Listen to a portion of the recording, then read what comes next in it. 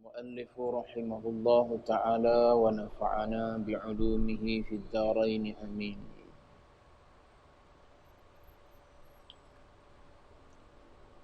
Nasihat ke-32.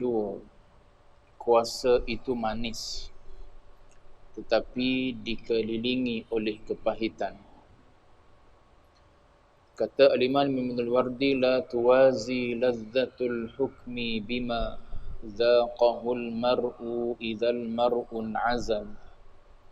فالولايات وإن طابت لمن ذاقها فالسم في ذاك العسل.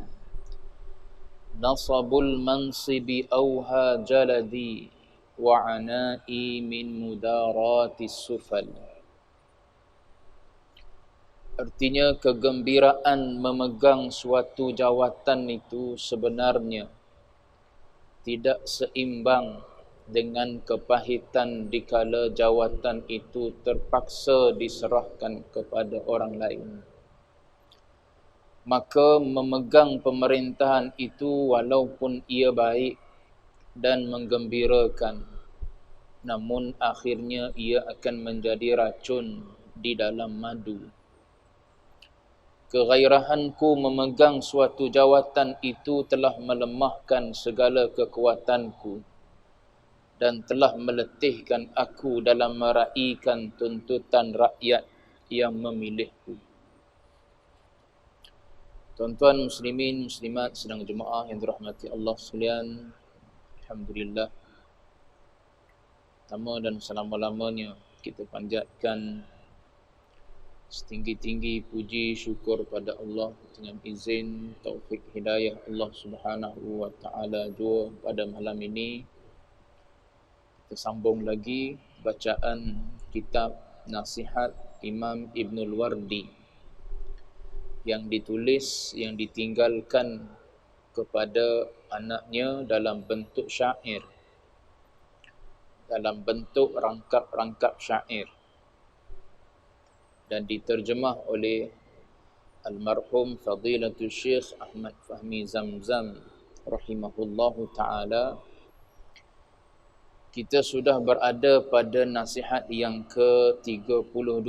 Dalam kitab ni ada lebih kurang 40 nasihat.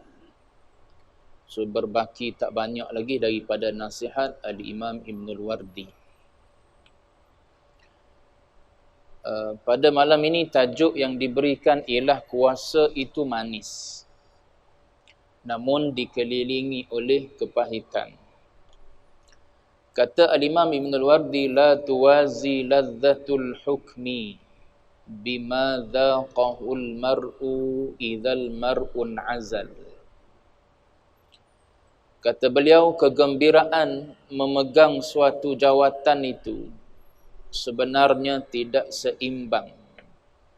Tidak seimbang sini maknanya tidak sama ataupun tidak setanding. Banding dengan apa? Banding dengan kepahitan dikala jawatan itu terpaksa diserahkan kepada orang lain. Ini dia cerita bab kuasa.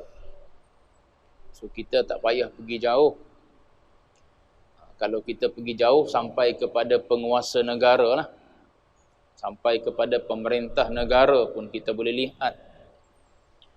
Tapi kita boleh lihat juga dalam ruang yang lebih dekat dengan kita, kuasa yang ada pada kita. Kita sebagai seorang ayah, ketua keluarga, ada kuasa. Saat kita bertenaga, saat kita masih muda, tapi kena ingat suatu masa nanti muda kita tak terus kekal. Kita makin tua, anak kita yang makin muda. Kekuatan yang ada pada kita makin lemah, anak kita makin kuat. So kalau kita tak pandai menggunakan kuasa yang ada pada kita, maka dibandingkan oleh Al-Imam Ibn al-Wardi, saat kita ada jawatan, saat kita ada kuasa pada masa muda kita ni, maka dia kata banding dengan kepahitan dikala kita dah mula lemah dan dhaif. Maka saat itu ibarat seperti kepahitan lah bila kita hilang dah kuasa dan jawatan kita. Kalau kita pergi lebih jauh lagi, maknanya kepada pemimpin-pemimpin besar lah. Waktu dia ada jawatan, suka. Sebab apa? Segala suruhan didengar. Kita seorang ayah begitu, waktu kita besar, waktu anak kita kecil. Suruh apa pun tak ada anak bantah. Waktu umur dia 17 tahun ke bawah. Dia kenal pula ayah dia ni seorang yang kuat, seorang yang pemarah. Tak ada seorang pun anak berani nak bantah. Suruh apa pun. Tengah tidur, katakanlah, kejut bangun. Baru je tidur tadi 30 minit. Kalau kita tengah tidur 30 minit, orang kejut marah rasa. Tapi kalau anak tengah tidur, kita kejut dia bangun, suruh semayang. Katakanlah, walaupun pada masa tu dia tengah letih, bau sedap nak lena je, waktu pun masih panjang lagi, dia tetap bangun. Sebab apa? Dia tahu ayah dia ni perangainya begini. Itu saya ambil contoh masa yang masih luas, kecuali masa sempit dah. Waktu solat tu dah sempit, pukul 4.15 minit dah. Asal katakanlah pukul 4.30. Waktu tu walau dia tidur 1 minit pun kena bangun. Ini Zuhur katakanlah pukul 1. Dia baru tidur 1.5 jam baru tidur. Tapi kalau katakanlah kita nak semayang dah waktu tu, kita nak jemaah dengan anak beranak kita, keluarga kita, kita kejut, tetap dia bangun. Walaupun dia penat, dia letih, baru nak lena, baru letak kepala dan sebagainya. Sebab apa? Dia tahu ayah dia ada kuasa. Begitulah ibaratnya pemimpin lebih tinggi lagi. Waktu dia ada kuasa, suruhlah apa pun orang dengar. Suruh orang bawah. Orang bawah ada apa? Ada polis, ada tentera, ada apa. Semua patuh dan turut arahan. Tapi saat tidak ada lagi jawatan dan kuasa pada kita, maka kita ni umpama rakyat biasa, boleh jadi orang pun tak hormat dah pada kita. Tuan-tuan biasa tengok, bukan pemerintah lah, biasa artis-artis lama. Biasa keluar dalam dalam Facebook, dalam surat khabar, artis-artis yang dah lama dah, yang dah tak laku dah jadi pelakon. Orang dah tak ambil dah jadi pelakon.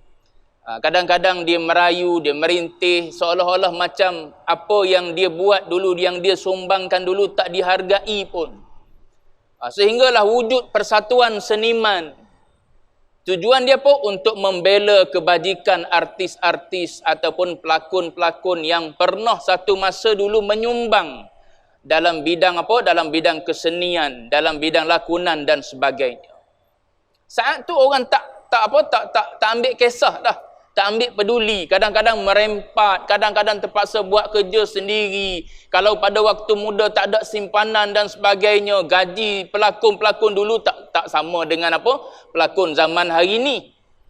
So terpaksa buat kerja. Tuan-tuan boleh tengok kisah ni banyak tersebar dalam medsos yang kita boleh baca. Sebagai gambaran apa yang nak disebut oleh Al-Imam Ibnul Wardi, andai engkau ada apa-apa kuasa sekalipun. Kita sebagai nazir, contoh ni, bukan masjid ni, contoh masjid lain. Boleh jadi ada contoh ni, boleh jadi tak wujud pun. Kita sebagai nazir, kita ada kuasa. So kadang-kadang arahan waktu kita ada jawatan, orang dengar, orang patuh. Tapi bila kita dah tak ada jawatan, maka seolah-olah orang macam tak peduli dah pada kita. Ini yang dinasihati oleh Al-Imam Ibnul Wardi. Bukan seronok pun ada jawatan ni.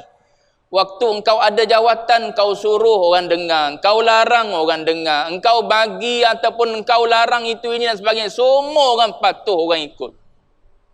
Contoh dekat tadi macam ayah, beritahulah apa pun, bini ikut, anak ikut. Nak balik raya pukul berapa? 3.30. 3.30 bangun. Sebab apa? Ayah kata 3.30 mesti berada di muka pintu dah. Pukul 3 celek mata bangun dah bini tu. Kejut anak-anak semua. Sebab apa? Pukul 3.30 mesti dah ada di muka pintu. Bukan baru terhegeh-hegeh nak masuk bilik air. Waktu ada kuasa. Tapi bila kita dah tak ada kuasa, kita dah mula lemah, kita dah mula tua, anak pun kadang-kadang dah mula lawan, dah mula menjawab, dah mula tak peduli dan sebagainya lah. Itu saya ambil contoh je. Ambil contoh untuk kita faham apa yang nak disebut oleh Al-Imam Ibnul Wardi. Jadi, kalau jawatan yang ada pada kita ataupun kekuasaan yang ada pada kita ini untuk menguntungkan kita, maknanya gunalah untuk akhirat. Maknanya jawatan yang ada pada kita, apa sekalipun, biar jawatan itu memberi manfaat pada akhirat itu. Bukan apa, sebab tu ada ulama mengatakan, kalau kita hanya mampu menundukkan kepala manusia, maka manusia ni tak selamanya akan patuh pada kita. Dia akan patuh saat kita ada kuasa ya. Tapi kalau kita mampu untuk menundukkan hati manusia, pasti manusia ni tetap akan patuh, hormat pada kita walaupun kita dah tak punya kuasa. Begitulah ibarat, untuk mudah kita faham. Baik. Jadi kata Imam Ibnul Wardi, kegembiraan memegang suatu jawatan itu sebenarnya tidak sama, tidak setanding dengan kepahitan dikala jawatan itu terpaksa diserahkan kepada orang lain. Saya ingat Menteri Besar Kedah ke satu ketika dulu, yang suara dia macam serak-serak basah itu, rasa dah meninggal dah Menteri Besar Kedah. Dia pernah meluah dalam surat khabar pernah keluar. Saat dia pegang jawatan sebagai MB, maka saat itu ramai orang datang. Macam-macamlah orang datang. Dalam keadaan nak mengampu pun ada, nak projek pun ada, macam-macam. Sebab apa? Dia tahu kita ada kuasa. Kita pun rasa seronok. Sebab apa? Ramainya pengikut, ramainya penyokong. Tapi dia kata selepas dia tak ada jawatan, dia sakit, rupa-rupanya kawan-kawan yang dulu duk datang, nak itu, nak ini dan sebagainya, tak datang ziarah pun. Ini kata Imam Ibnul Wardi. Lama dah ni Imam Ibnul Wardi bagi nasihat ni. Maknanya saat kita berkuasa, hati-hatilah dengan kuasa tu. Jangan sampai kita hina selepas tidak ada jawatan. Mulia kita disebabkan oleh ketika kita ada jawatan. Bila tak ada jawatan dah orang tak hormat pada kita. Tu kita tak nak macam tu. Tu yang dimaksudkan oleh Imam Ibnul Wardi. Maka dia kata, fal wilayatu wa in tabat liman dhaqaha fassummu fi dzakal asal. Maka memegang pemerintahan itu, walaupun ia baik dan menggembirakan. Baik kalau kita pandai guna. Kalau kita pandai bawa manusia ni ataupun anak pinak kita, keluarga kita pada agama, pada redha Allah, untung. Tapi kalau kita tak pandai, walaupun kuasa kita sebesar mana pun, dia adalah fitnah dan ujian. Bahkan khizyun wa nadamah, Nabi kata, dia adalah satu kehinaan dan satu penyesalan di akhirat. Di mulia nampak izzah, di mulia nampak ada kemegahan. Sebab apa? Orang hormat, orang ikut, orang sokong, orang dengar dan sebagainya. Tapi di akhirat nanti dia boleh jadi khizyun wa nadamah. Dia boleh jadi sebab kita jadi hina di akhirat nanti. Dia akan jadi sebab boleh jadi kita menyesal di akhirat nanti. Ada ulama sebut satu hadis yang Nabi cerita, di akhirat nanti akan dihimpunkan al-awwalina wal akhirin. Seawal-awal manusia dan seakhir-akhir manusia. Maknanya manusia daripada awal hingga akhir ya. Daripada awal dunia, mula Adam alaihissalam sehinggalah ke akhir dunia, manusia yang terakhir akan berhimpun di akhirat. Lalu dalam hadis tersebut menceritakan diangkat liwa, diangkat bendera bagi seorang penipu, pemerintah yang penipu. Walaupun di dunia dia menipu dalam keadaan tak ada siapa pun tahu yang dia menipu. Tersembunyinya penipuan yang dia buat ketika di dunia dulu. Saat dia ada kuasa, saat dia memerintah, penipuan yang dia buat ketika dia memerintah tu tersangat kecil. Tak nampak. Orang tak boleh detect penipuan yang dia buat. Kata Nabi dalam hadis tersebut, walau sekecil itu penipuan yang dibuat di dunia sehingga orang tak tahu, rakyat tak tahu, orang bawahan tak tahu, di akhirat dia akan diangkat bendera sebagai ghadir. Ini seorang pengkhianat dan penipu. Itu kehinaan. Itu yang saya sebutkan tadi, khizyun wa nadamah.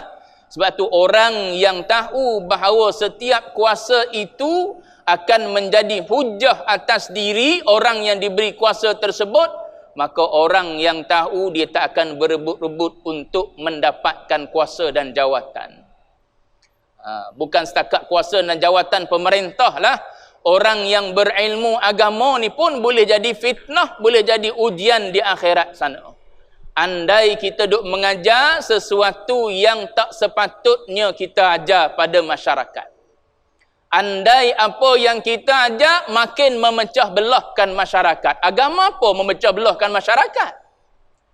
Agama ni bawa kedamaian. Mana ada Nabi bawa orang bila makin datang makin Nabi duduk dengan masyarakat, makin bergaduh masyarakat tersebut. Makin Nabi datang, makin meluas Islam, makin damai hidup manusia. Makin rahmah hidup manusia. Sebab Nabi diutuskan untuk rahmah. Disebutkan, وَمَا أَرْسَلْنَاكَ إِلَّا رَحْمَةً لِلْعَالَمِينَ. Bukan alam manusia je, lil-alamin. Alam-alam semua akan menerima rahmat dengan hadirnya Nabi. Dan Nabi bawa apa? Agama samawi. Tiba-tiba kita kata kita bawa agama, nama kita pun kita beritahu, aku agamawan. Tiba-tiba orang ikut kita benci agamawan lain, tak suka agamawan lain, merendahkan agamawan lain. Maknanya kita, pembawakan kita tu tak betul. Kalau begitulah keadaan orang yang follower kita, maka maknanya kita mengajar sesuatu yang tidak betul. Sepatutnya tak akan berlaku pertelingkahan, perselisihan, apatah lagi dalam persoalan yang sedang berlaku dalam masyarakat kita sekarang ni, ialah persoalan khilafiyah. Persoalan yang diperselisihkan. Berselisihlah macam mana dia akan tetap kekal dengan berselisih. Sebab dia persoalan khilafiyah yang telah ditinggalkan oleh para ulama besar. Adapun kita ni ulama pun tidak boleh jadi. Nak kata ulama kecil pun tidak itu. Nak jadikan seolah-olah macam dia satu pendapat je. Tak ada pendapat lain kecuali pendapat kita. Sangat-sangat tidak betul. Sebab tu agama datang meraihkan persoalan khilafiyah ini dengan cara berlapang dada. Bukannya nak debat situ sini, tidak. Baik, maka memegang pemerintahan itu walaupun ia baik dan menggembirakan, namun akhirnya ia akan menjadi racun di dalam madu. Gitu umpama dia. Mula-mula happy dapat jawatan. Sebab apa? Sebab orang ikut kita semua. Orang dengar apa yang kita nak, orang ikut apa yang kita suruh dan sebagainya. Itu permulaan dia umpama madu. Namun di akhirnya selepas kita letak jawatan, boleh jadi dia umpama racun yang ada dalam madu. Walaupun kita rasa sedap madu ni, tapi kalau kita tahu ada setitik racun jatuh dalam madu tu, pasti kita tak akan ambil madu tu. Macam pepatah orang Melayu kita, nila setitik lah. Nila setitik tu akan merosakkan susu walau sebelanga. Walau sebanyak mana pun, kalau nak kira dengan nilai racun setitik ni, tak memberi kesan kot dengan dengan sebelanga madu.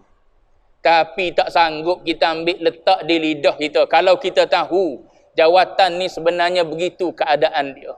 Tapi sebab kita nampak gahnya, izzahnya, tengok kalau aku ada jawatan, orang hormat. Sampai di mana-mana mesti orang iring. Nak ke mana-mana ada follow, ada kereta polis yang tolong iring. Tak jam lah kita. Sampai mana-mana mesti orang dah tunggu kat tangga masjid. Kalau datang masjid musim-musim Ramadan, orang tunggu kat tangga masjid. Kita tak duduk saf akhir, kita duduk saf pertama yang dah ada sejadah dan sebagainya. Seronok kan? Tapi kalau orang tahu ini semua akan dipersoalkan oleh Allah. Kullukum ra'in wa kullukum mas'ulun an ra'iyatih. Setiap kamu adalah orang yang ada di bawahnya rakyat. Dan setiap orang yang ada rakyat di bawahnya pasti akan ditanya tentang rakyatnya. Kita ada anak, akan ditanya tentang anak itu. Kita ada bini, akan ditanya tentang bini itu dan sebagainya lah. Kalau kita pergi lebih tinggi lagi, maknanya lebih besar lagi lah tanggungjawab kita. Baik. Nasabul mansibi auha jaladi wa anai min mudarati sufal. Kegairahanku memegang suatu jawatan itu telah melemahkan segala kekuatanku dan telah meletihkan aku dalam meraihkan tuntutan rakyat yang memilihku. Itu satu benda. Kemudian Syekh Fahmi sebut, tengok dia kata, Masya Allah, benar sungguh apa yang disebut oleh Al-Imam Ibnul Wardi ni. Apa dia kata? Memang memegang tampuk kuasa itu menyeronokkan dan membesarkan jiwa. Tetapi di saat kuasa itu nantinya dilucutkan dan terpaksa diserahkan kepada orang lain, maka pada ketika itulah akan terasa kepahitan yang tidak setimpal dengan keseronokan ketika berkuasa dahulu. Ia ibarat racun dalam madu, walaupun ada manisnya, tetapi ia adalah membunuh seseorang. Dan kegairahan seseorang untuk berkuasa itu akan banyak memakan tenaga dan pengorbanan sebelum kuasa itu dapat dicapainya. Dan setelah berkuasa pula ia akan diletihkan pula dengan tuntutan-tuntutan orang ramai yang telah melantik atau memilihnya. Jadi sebelum dan sesudah berkuasa adalah diliputi oleh kepayahan dan keletihan. Itu orang ada kuasa, penat dan letih. Memikirkan keperluan dan kehendak orang-orang bawahan. Baik. Tuan-tuan boleh lihat sendiri dalam isu politik di negara kita. Ada orang yang punya jawatan tinggi, kemudian akhirnya dipecat sehingga hilang semua jawatan. Nak kata fulan ni waktu jadi menteri tak mendatangkan hasil untuk negara, dialah yang mengangkat harga sawit, harga getah daripada rendah jadi tinggi. Tapi tuan-tuan tengok di mana dia sekarang ni. Jawatan apa pun tak ada. Kalau katakan dia orang yang tak bekerja, dia orang bekerja. Kalau kita bangga dia orang bekerja, kenapa kita akhirnya buang dia daripada semua jawatan? Tu orang-orang kedai kopi duduk sembang. Waktu raya itu saya duduk dengan orang tua duduk sembang itu. Bukan duduk belah mana, tidak, tapi nak beritahu, kalau kita kata orang ni tak bekerja, dia terkenal dengan bekerja. Dan dia diberi peluang untuk ambil jawatan sebagai menteri komoditi lagi. Dan dia telah mengangkat harga sawit Malaysia, harga getah Malaysia. Tapi akhirnya mana jawatan dia? Dalam parti tak ada jawatan, dalam kerajaan pun tak ada jawatan. Tu tuan-tuan boleh fikir sendiri ya. Saya sebut contoh ya tuan-tuan. Manisnya waktu naik, belum tentu manis waktu turun. Tu tuan-tuan maklum kot siapa. Tuan-tuan orang yang lebih dekat dengan politik saya ni baca-baca gitu ya tuan-tuan. Baik. Nasihat ke-33. Kata Al-Imam Ibnul Wardi, pendekkan angan-angan, ingatlah mati. Qassiril amali fid dunya tafuz, fadalilul aqli taqsirul amal. Innaman yatlubuhul mautu ala ghirratin minhu jadiru bil wajal. Yang ni dekat dengan kita semua. Pendekkan angan-anganmu pada dunia, nescaya engkau beruntung. Tanda orang-orang yang berakal itu pendek angan-angannya. Baik. Amal ni apa amal ni? Amal dengan hamzah, bukan dengan ain. Kalau ain jadi amal, jadi perbuatan amal ibadat kita ataupun aktiviti amal dengan hamzah. Hamzah mim lam, amal. Amal ni dia adalah roja. Dia adalah suatu benda yang kita harap, yang diri kita harap dia berlaku. Apa contoh? Contoh kita nak panjang umur. Kan? Kita biasa buat kenduri pun biasanya gitu lah. Jemput orang-orang masjid datang rumah kita buat tahlil, kenduri selamat dan sebagainya. Orang masjid tanya, nak doa apa ni tuan rumah? Maka tuan rumah berkata, minta doa supaya panjang umur, minta sihat. Berapa dah umur tuan rumah pada masa tu? 80 dah. 80, tapi minta lagi nak panjang berapa tahun lagi nak panjang? Umur dah 80 masa tu, nak panjang berapa tahun lagi? Nak 90, nak 100 tahun. Siapa nak jaga? Anak-anak pun serabut dah dengan kita bila orang tua ni nak pergi. Kadang-kadang ingat, kadang-kadang lupa. Kadang-kadang ingat, kadang-kadang nyanyuk. Masuk bilik air pun buang air, tak flush dan sebagainya. Anak-anak pun boring dah sebenarnya pak dia. Tapi dah nama dia pak, terpaksa lah. Sebab apa? Sebab nak tunggu harta pak tu. Cuma nak sebutnya ialah, ada orang yang umur 80, kalau tanya nak doa apa? Panjang umur, murah rezeki, sihat walafiat. Padahal rekod kesihatan kalau pergi hospital, buah pinggang ada, kencing manis ada, jantung ada, darah tinggi ada. Tapi kalau doa, sihat walafiat. Kalau sambut apa? Sambut malam nisfu Syaban. Antara doa ialah panjang umur, sihat walafiat, murah rezeki. Tu baca Yasin. Pulun baca 3 kali. Yang pertama mesti baca doa, niat dalam hati Yasin yang pertama ialah panjang umur. Umur berapa dah pakcik? 90 dah. Tu nak beritahu angan-angan kita kalau boleh nak panjang umur. Kalau boleh nak mati sekali dengan cucu. Biar cucu mati dulu. Atuk jangan mati lagi. Tu kalau boleh angan-angan kita. Tu dia panggil raja yang diingini, yang disukai oleh hawa nafsu kita. Nak panjang umur, nak sihat, kemudian nak apa? Nak bertambah kekayaan. Tu dia panggil angan-angan. Adakah semua angan-angan ni keji pada agama? Tidak. Bukan semua angan-angan itu adalah dicela oleh agama.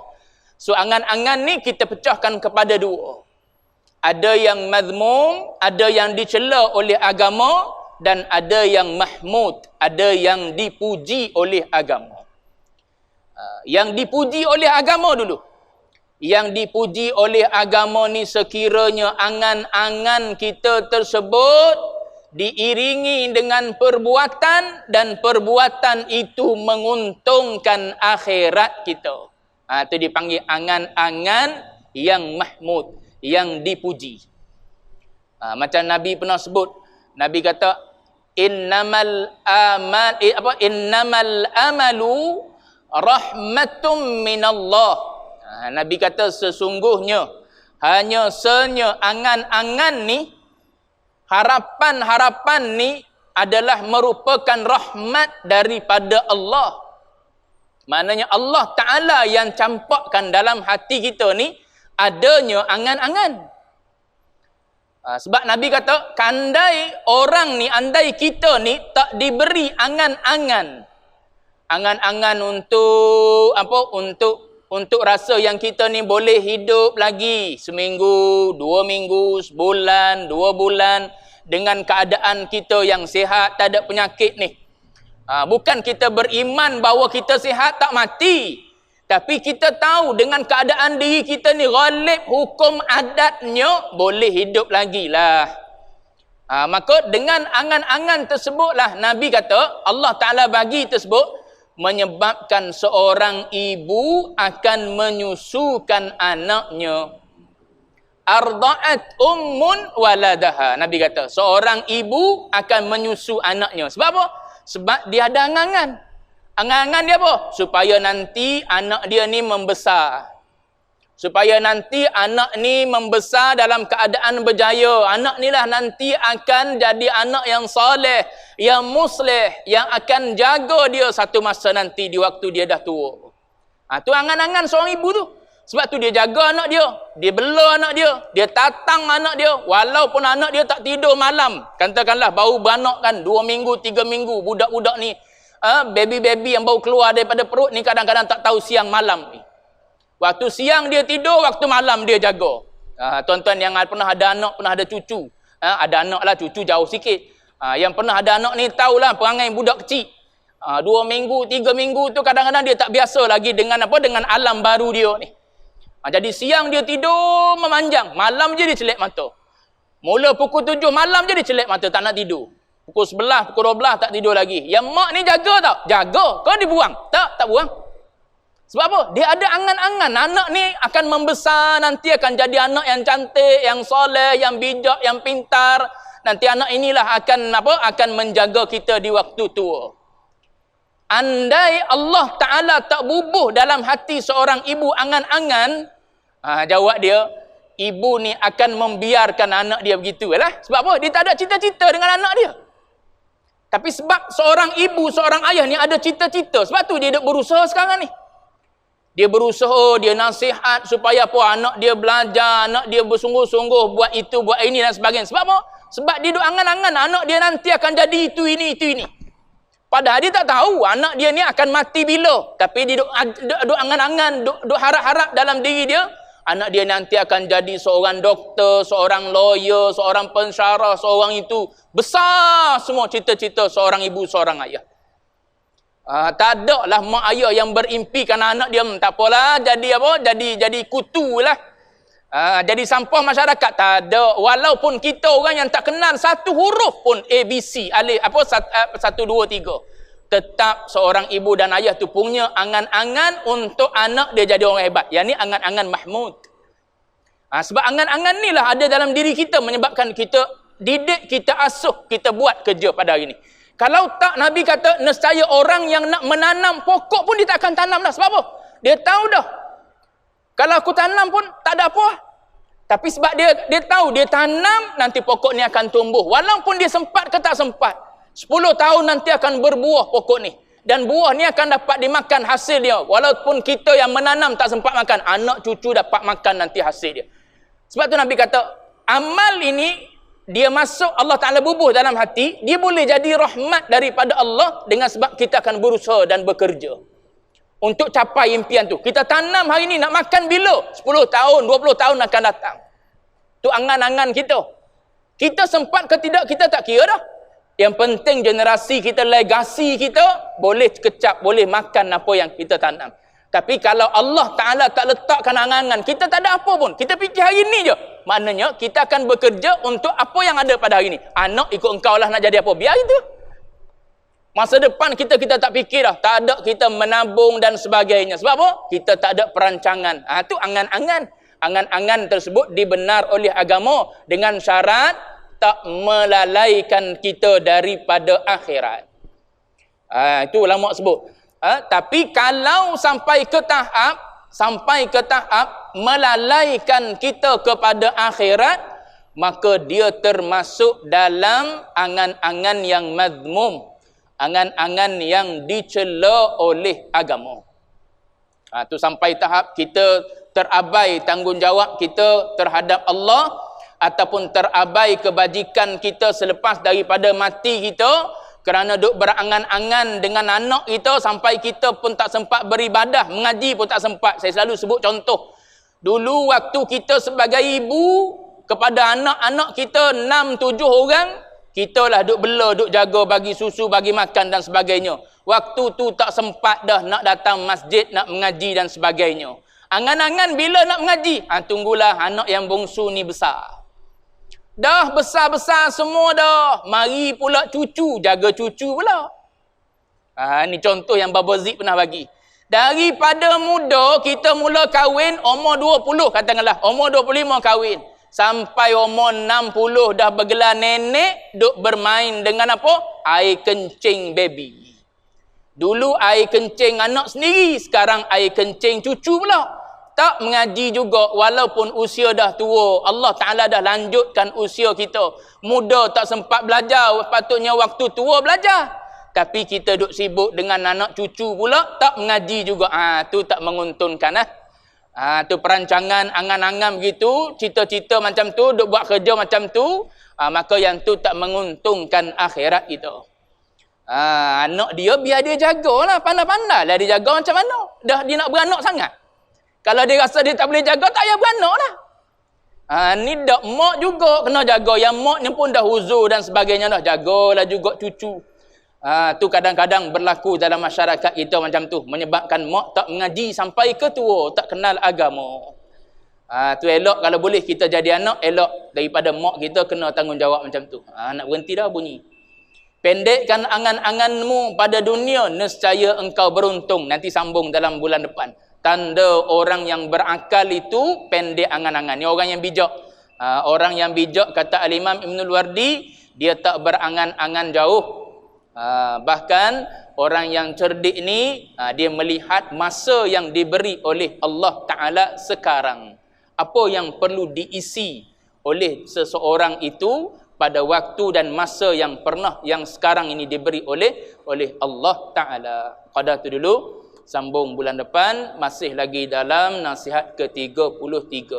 Syair rangkap yang kedua. Wallahu a'lam wa ilmuhul atam.